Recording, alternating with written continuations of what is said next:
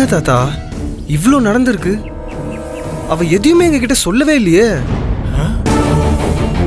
ஆனா நாங்க இதை கேள்விப்பட்டோம்.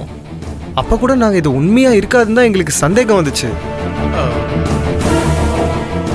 ஆமா தாத்தா.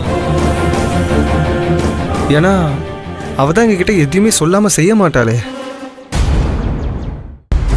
அதனாலதான் தாத்தா நாங்க அதை நம்பாம இருந்தோம்.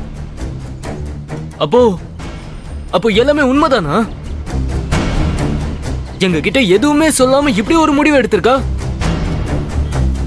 தாத்தா எனக்கு ஒண்ணு மட்டும் புரியல. அவளுக்கு கமலேஷ பிடிக்கல, அப்புறம் எதுக்கு இவ்வளவு பிடிவாதமா அவனை தான் கல்யாணம் பண்ணிப்பேன்னு சொல்றா? எனக்கும் அதே மாதிரி சந்தேகம் தான்.